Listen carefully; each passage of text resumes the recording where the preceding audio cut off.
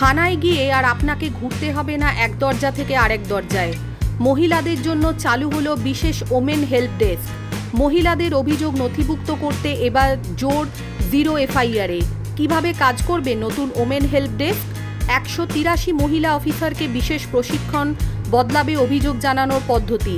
অভিযোগ থেকে দ্রুত সহায়তা, সব এক ছাতার তলায়। ওমেন হেল্প ডেস্ক নিয়ে সামনে এলো পুলিশের নতুন পরিকল্পনা। কলকাতা পুলিশের অধীনস্থ প্রতিটি থানায় চালু হওয়া উইমেন হেল্প ডেস্ককে আরও কার্যকর করে তুলতে শুরু হলো বিশেষ প্রশিক্ষণ কর্মসূচি।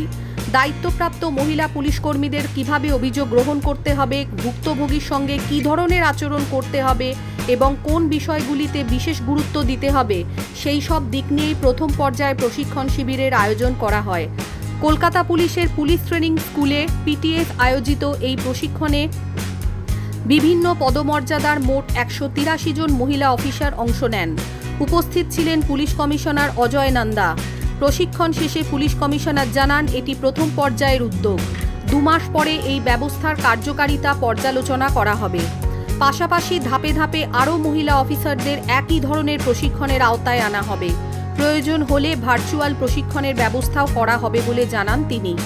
লক্ষ্য একটাই, মহিলাদের অভিযোগ গ্রহণের ক্ষেত্রে আরও সংবেদনশীল, দ্রুত এবং কার্যকর ব্যবস্থা গড়ে তোলা।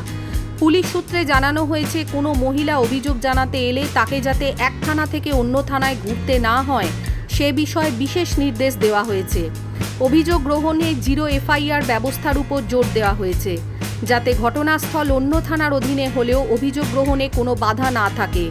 এর ফলে ভুক্তভোগীরা দ্রুত আইনি প্রক্রিয়ায় আওতায় আসতে পারবেন এবং প্রয়োজনীয় সহায়তা পাওয়ার সুযোগও বৃদ্ধি পাবে। একই সঙ্গে নিরাপত্তা নিশ্চিত করার পাশাপাশি দ্রুত বিচার প্রক্রিয়ায় সহায়তা করাও এই উদ্যোগের অন্যতম প্রধান লক্ষ্য।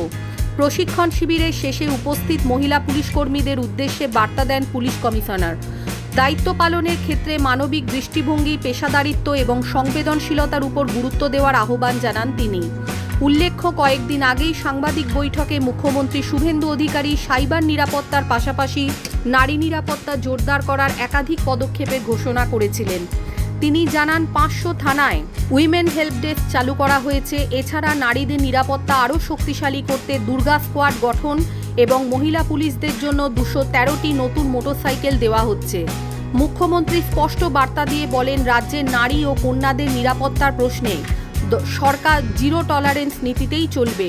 সেই ঘোষণার পর কলকাতা পুলিশের এই প্রশিক্ষণ কর্মসূচিকে নারী নিরাপত্তা ব্যবস্থাকে আরও সুসংগঠিত ও কার্যকর করার গুরুত্বপূর্ণ পদক্ষেপ হিসেবেই দেখা হচ্ছে। পুলিশ সূত্রের বক্তব্য, উইমেন হেল্প ডেস্কের মাধ্যমে অভিযোগ গ্রহণের পুরো প্রক্রিয়াকে আরও সহজ, দ্রুত এবং ভুক্তভোগী বান্ধব করে তোলার লক্ষ্য নেওয়া হয়েছে। প্রশিক্ষণের সময় অভিযোগ নথিভুক্তকরণ, প্রাথমিক সহায়তা, ভুক্তভোগীর সঙ্গে সংবেদনশীল আচরণ এবং প্রয়োজনীয় আইনি প্রক্রিয়া সম্পর্কে বিস্তারিত আলোচনা করা হয়। একই সঙ্গে বিভিন্ন বাস্তব পরিস্থিতিতে কিভাবে দায়িত্ব পালন করতে হবে সেই বিষয়েও মহিলা অফিসারদের প্রয়োজনীয় দিক নির্দেশ দেওয়া হয়েছে। প্রশাসনের আশা, এই প্রশিক্ষণের মাধ্যমে থানায় আসা মহিলারা আরও দ্রুত সহায়তা পাবেন এবং অভিযোগ জানানোর ক্ষেত্রে তাদের মধ্যে যে সংকোচ বা অনীহা থাকে তা অনেকটাই কমবে। ধাপে ধাপে এই প্রশিক্ষণ আরও বিস্তৃত করা হলে নারী নিরাপত্তা সংক্রান্ত পরিষেবার মান আরও উন্নত হবে বলেই মনে করছে পুলিশ প্রশাসন।